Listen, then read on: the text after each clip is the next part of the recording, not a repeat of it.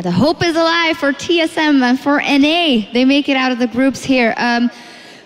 We said before that they couldn't let it go super late games to avoid those super late team fights versus CJ Entus, and it seems like they managed to rack up enough of a lead to even deal with a Mundo that maybe just wasn't as big yet, and they finished it out quick enough, Monty. Yeah, I think they did a very good job of finding the picks they needed in the mid game and snowballing off of that. It looked like a much more refined version of that last game that we saw against WE, and yeah, very solid win from TSM to be sure. They didn't let CJ get into that late game power spike. I'm not really convinced by Coco Xerath. It's really not one of his main champions. I still think I would have preferred to see that Ezreal there, maybe something else going on in the draft, but yeah, very good game. It was really decisive from Team Solo Mid. I think this is one of the, it was a 29-minute victory, and it felt like the game was so even for a long time, despite the fact that TSM was making some positive moves. But as soon as they found picks, and as soon as they actually focused down Mundo, they just instantly said, get rid of the front line. Crumbs, you were saying how, you know, everything hinges around this Mundo, everything is important for Mundo. I think TSM realized that, got rid of him from those team fights, and that allowed TSM to go from a 20-minute even game to a 29-minute victory. Yes, and I think the biggest thing that surprised me from TSM coming out of this game is the fact that they had no instances of overcommitting for anything. Dyrus with the first pick Maokai, we questioned it, and he performed his role perfectly. We know he's a great on tank. Get him on the good tank, a good engage comboed with the Annie, and really go for these nice flanks, especially the one we saw in the mid lane.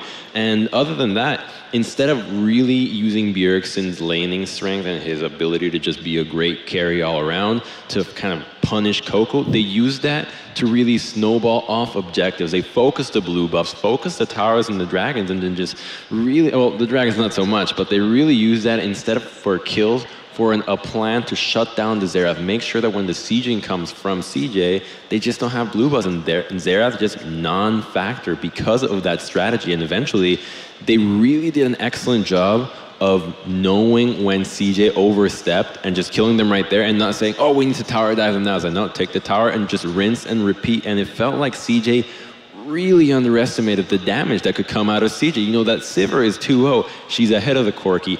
Victor is an incredibly powerful pick, and if I was CJ, like you mentioned with the Xerath, I would have rather seen them lock in a Victor in the second round of picks.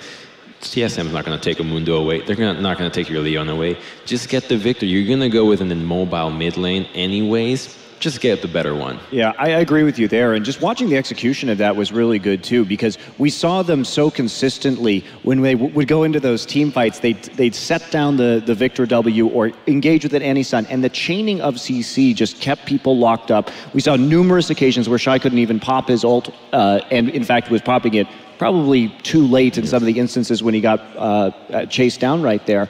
But there wasn't really an opportunity for any kind of response. That takes very good chaining of CC so that you can't even get any kind of counterplay whatsoever. Yeah, and you go all the way back to picks and bans. We sat for such a long time talking about the possibilities, the options.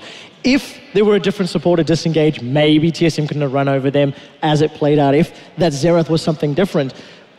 For a team that has traditionally not had the greatest of showings internationally, Team Solo Mid have really, really stepped up their game in contrast to what we were expecting. You know, CJ, we knew that they were a little bit fallible. TSM, we didn't necessarily think they could perform to this level. So it's quite interesting to see the dynamic between the two of them. But I still think for CJ, different picks and bans could have maybe changed the outcome of the game, and it's going to be up to them to determine how they change going into the decided match tomorrow. I think what I really liked about this is that so long we have addressed Wild Turtle and Darius perhaps not being able to really fulfill the roles that at times are required to do so. And, you know, we knew Darius was a great tank, but so he wasn't really put in the carry position.